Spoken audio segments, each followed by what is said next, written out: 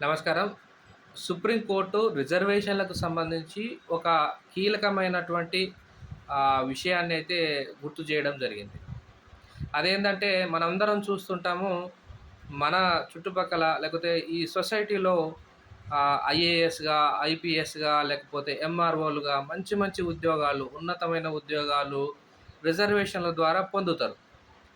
రిజర్వేషన్‌ల ద్వారా ఈ ఉద్యోగాలన్నీ పొందుతూ సమాజంలో మంచి గౌరవాన్ని అందుకుంటూ, ఆర్థికంగా కూడా మంచిగా తయారైన తర్వాత కూడా వీళ్ళేం జేస్తారంటే, వీళ్ళ పిల్లలకు కూడా రిజర్వేషన్‌ల ద్వారా ఉద్యోగాలు రావాలని ప్రయత్నాలు జేస్తుంటారు. సో, దీన్ని ప్రశ్నిస్తూ సుప్రీంకోర్టు న్యాయమూర్తి నాగరత్నం గారు ఏమన్నారంటే, ఇట్లా ఐఏఎస్‌ల పిల్లలకు, ఐపీఎస్‌ల పిల్లలకు వాళ్ళకు కూడా రిజర్వేషన్ ఇస్తూ పోతే, ఈ రిజర్వేషన్ అనేది ఎప్పటికీ అంతం ఉంటుంది. ఇది ఇట్లా కంటిన్యూ చేసుకుంటూ పోతే, ఈ సమాజం అందులో ఉన్నటువంటి వారు అందరూ ఎప్పుడు ఒక స్టేజ్‌కి వస్తారని చెప్పేసి ఆమె ఆహ్, ప్రశ్నించడం జరిగింది. వాస్తవం కూడా అదే.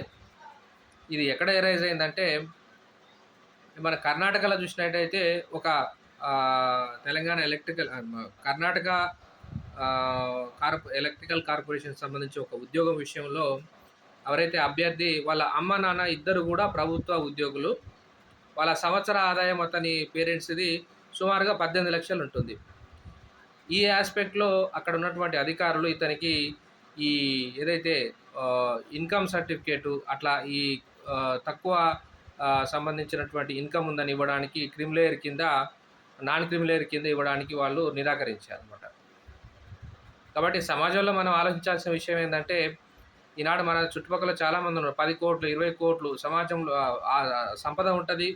సమాజంలో మంచి గౌరవం ఉంటది. ఉన్నతమైనటువంటి చదువులు, ఉన్నతమైనటువంటి ఉద్యోగాలు చేస్తూ ఉంటారు. కానీ వాళ్ళు రిజర్వేషన్‌లు వదులుకోవడానికి మాత్రము ఎందుకో వెనకాడతారు. వీళ్ళు గనక నిజంగా రిజర్వేషన్‌లు ఎవరే గావచ్చు, ఎస్సీలు గావచ్చు, ఎస్టీలు గావచ్చు, బీసీలు గావచ్చు, ఇప్పుడు తీసుకున్నటువంటి ఈడబ్ల్యూఎస్ వాళ్ళు గావచ్చు, ఒక మంచి స్థితికొచ్చిన తర్వాత రిజర్వేషన్‌లు వాళ్ళు వదులుకున్నట్లయితే, అదే సమాజంలో ఉన్నటువంటి ఇంకా అట్టడుగున ఉన్నటువంటి వాళ్ళకు ఒక గతంలో ఒక మార్క్ తోడిపోయేదానికి ఇప్పుడు వానికి ఒక అవకాశం దొరుకుతది రిజర్వేషన్‌లు పొందినట్టయితే. సో, ఇది కరెక్ట్ టైము. రిజర్వేషన్‌ల విషయంలో ఆహ్, ఈ ఆర్థిక స్థితిగతులు, సమాజ సామాజిక యొక్క గౌరవాన్ని ఆధారంగా చేసుకొని ఒక మంచి నిర్ణయాన్ని ఎవరైతే ఈ ఉన్నత వర్గాలు తీసుకోవాలి అంటే ఎదిగినటువంటి కుటుంబాలు తీసుకుంటే బాగుంటుంది అనేది నా యొక్క అభిప్రాయం.